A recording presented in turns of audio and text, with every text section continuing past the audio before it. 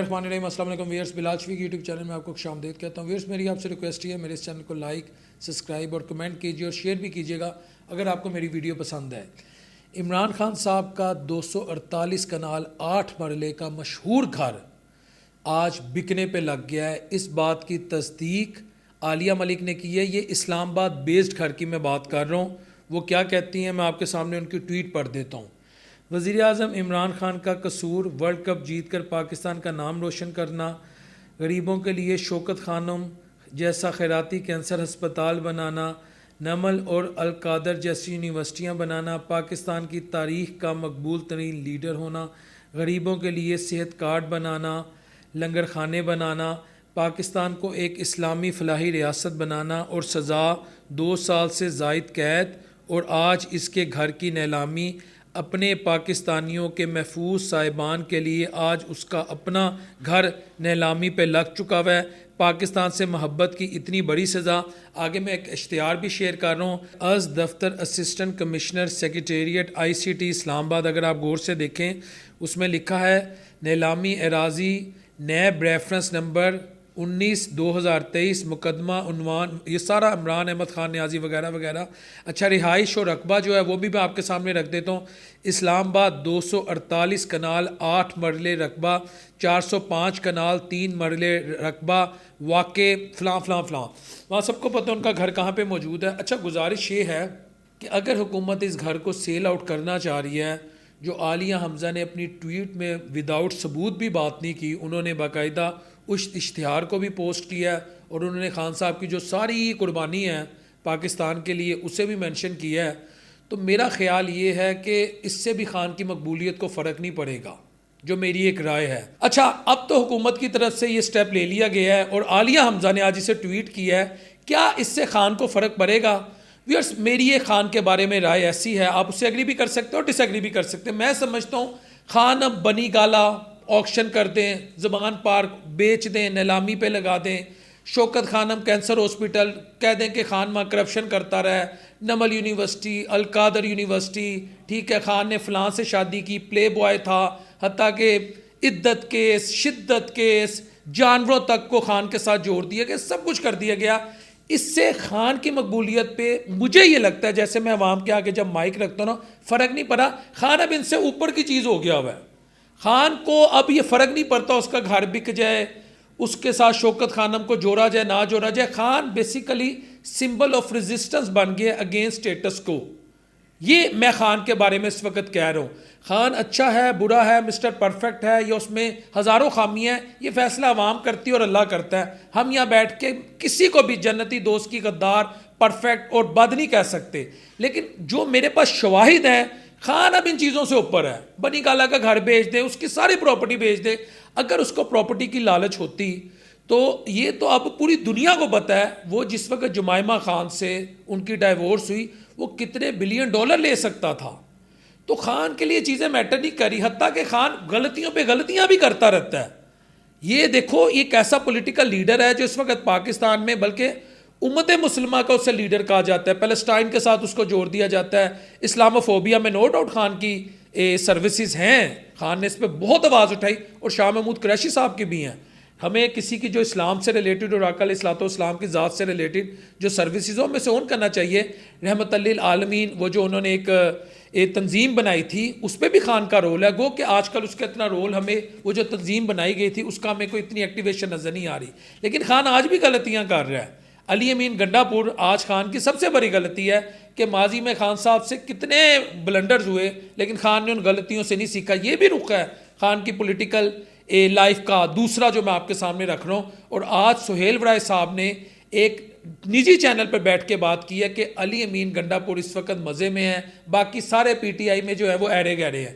यानी अली अमीन गंडापुर के बारे में मैं आपको 6 माह से कह रहा हूँ, वो तमाम साइट्स पे खेल रहा है। कहते हैं ना पिच की 2 साइड्स, वो हर साइड पे खेल रहा है और ऐसे बेवकूफ़ बना रहा है दुनिया को जैसे उस जैसा कनिंग आदमी कोई नहीं है। लेकिन वो खान साहब की गलती है। खान साहब ने उसको बनाए क्यों, जब एक बंदे के बारे में ये ओपन था कि उसका जो करैक्टर है, उसकी जो ज़ाती है, मैं किसी की ज़ातियात पे नहीं जाता, लेकिन उसका जो करैक्टर है वो मुतनाज़े है, तो ये गलतियाँ खान ने की हैं। अच्छा, लेट्स मूव फॉरवर्ड। तो क्या इससे खान को फ़र्क पड़ जाएगा? नहीं।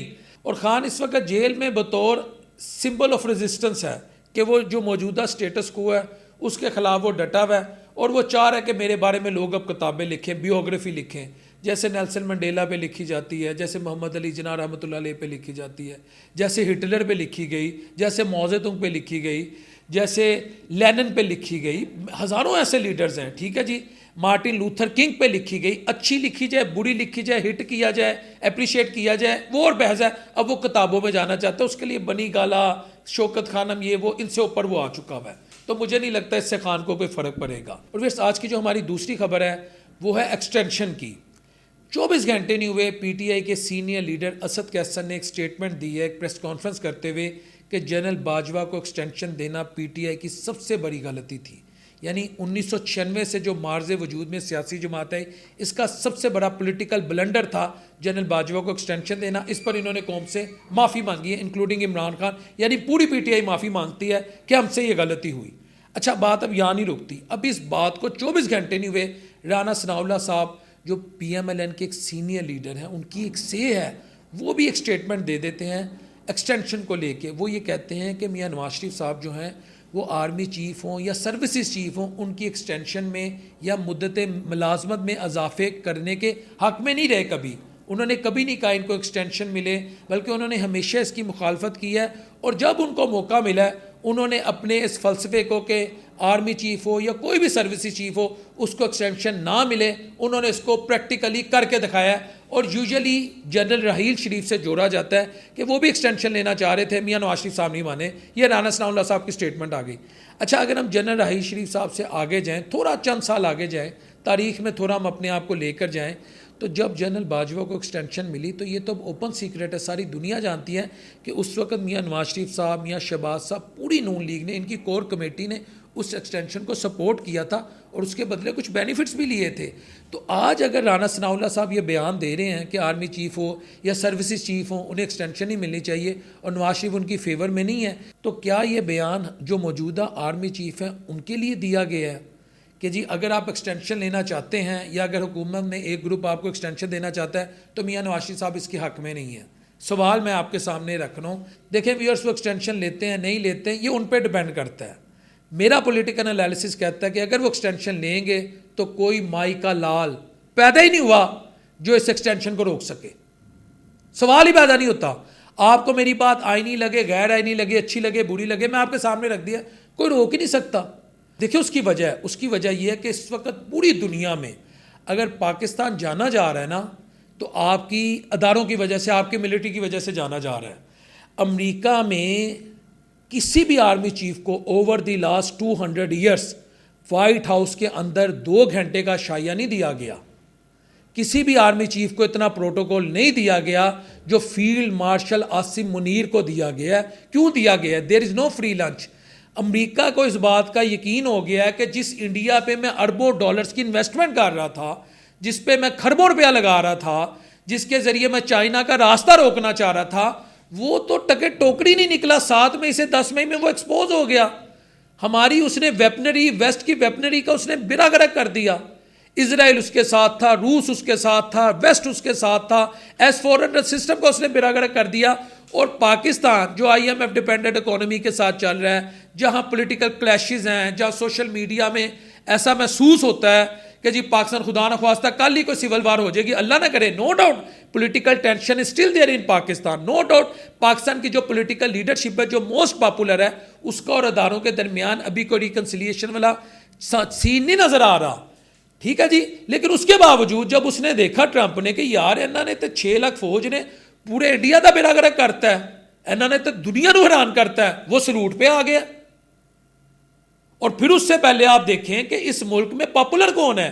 یہ لیڈرشپ جو کہہ رہی ہے کہ نواز شریف صاحب ایکسٹینشن کے حق میں نہیں ہے، ان کے پاس اتنی پولیٹیکل ول، اتنی پولیٹیکل پاور ہے، یہ کسی کو روک سکے، کسی کو ڈکٹیٹ کر سکے کہ تم آرمی چیف بنو، تم نہ بنو۔ بھائی جان یہ سسٹم ایسے ہی چل رہا ہے، یہ چلنا ہے، اور اگلوں نے ثابت کیا ہے۔ ملک ڈیفالٹ ہونے سے کون بچا رہا ہے؟ انٹرنل اگریشن سے کون روک رہا ہے؟ ایکسٹرنل اگریشن سے کون روک رہا ہے؟ ایکٹیو کون ہے؟ انٹیریئر منسٹری، اکانومی کو کون چلا رہا ہے؟ جب سارے کا سارا سیٹ اپ ان کے پاس ہے تو پھر یہ کون بیان دے سکتا ہے کہ جی ہم حق میں نہیں ہیں، یا کون ڈائریکشن دے سکتا ہے؟ میرا یہ ویلوگ بہت سارے میرے جو دوست ہیں جو پی ٹی اے کو سپورٹ کرتے ہیں، میں اب کھل کے بات کرتا ہوں، ہو سکتا ہے انہیں برا لگے، لیکن اپنے اپنے دلوں پہ ہاتھ رکھ کے بتا دیجیے گا کیا اس میں نے کوئی غلط بیانی کی ہے۔ پولیٹیکلی پاپولر خان ہے، میں نے آپ کو شروع میں بتا دیا، لیکن ملیٹریلی اور اسٹیٹ افیئرس کے معاملات میں جس کا مکمل کنٹرول ہے اور جس نے دنیا کو بتا دیا ہے کہ پاکستان کی طرف کوئی میلی آنکھ سے دیکھے گا ہم اس کا تہیا پینچا کر دیں گے، وہ آپ کی آرمی ہے، اور دنیا اسی کو آن کرتی ہے جس کے پاس پاور ہو، کیونکہ انٹرنیشنل ریلیشن میں ایک تھیوری ہے ریئلزم کہتی ہے جس کے پاس طاقت ہے نا دنیا اس کے آگے جھک جاتی ہے۔ یہی پاکستان اگر خدا نہ خواستہ اللہ نہ کرے انڈیا کے ہاتھوں یہ شکست کھا جاتا، اللہ نہ کرے، تو کیا آج ہمارے آرمی چیف ہماری ملٹری یا پاکستان کی اتنی عزت ہونی تھی؟ نہیں ہونی تھی، تو اگلوں نے پروف کیا۔ تو ادھر یہ کوئی کہنا ہم ایکسٹینشن دے رہے ہم نہیں دے رہے، اور بھائی جان مختصر یہ اس میٹنگ میں یہ جس کا محمد مالک بھی حوالہ دے رہے ہیں کہ اگر نواز شریف صاحب کے دور میں فیلڈ مارشل کی اور پریزیڈنٹ ٹرمپ کی ملاقات ہوتی تو اب تک جھگڑا شروع ہو جانا تھا۔ شہباز شریف صاحب تو اس بات پہ خوش ہو گئے ہوں گے کہ میری بھی تعریف کرتی ہوگی محمد مالک صاحب، پریزیڈنٹ ٹرمپ کو یہ بھی معلوم نہیں ہوگا کہ پاکستان کا پرائم منسٹر کون ہے، وہ کس کا بھائی ہے۔ یہاں تو بحث ہوتی نا کہ کوئی کہتا ہے یہ غریب کسان کا بیٹا ہے، کوئی کہتا ہے رپتی دادا کے پوتے ہیں، اس کو پتہ ہی نہیں ہونا یہ لوگ کون ہیں۔ وہ یہ دیکھ رہا ہونا کہ پاکستان چلا کون رہا ہے، ہمارے یہاں پہ اسٹریٹجک انٹرسٹ، چائنا کے ساتھ ہمارے معاملات، ایران کے ساتھ ہمارے معاملات کون سیدھے کر سکتا ہے؟ وہ پاکستان کے ادارے ہیں، وہ ان کے ساتھ سیدھا ہو گیا۔ اور یہاں یہ بتایا جا رہا ہے کہ جی اداروں کو ایکسٹینشن دینی ہے نہیں دینی، اور بتا کون رہے ہیں؟ فارم 45-47 والی میں بحث ہی نہیں کرتا۔ بعض اوقات نا میں وہ بات کر دیتا ہوں جو مجھے نہیں کرنی چاہیے، لیکن حقیقت یہی ہے جس نے منوایا ہے وہ پھر راج کرنے کا حق رکھتا ہے۔ پولیٹیکلی ٹھیک ہے نہیں پاپولر، لیکن کنٹرول ان کا ہی ہے۔ السلام علیکم ورحمۃ اللہ وبرکاتہ۔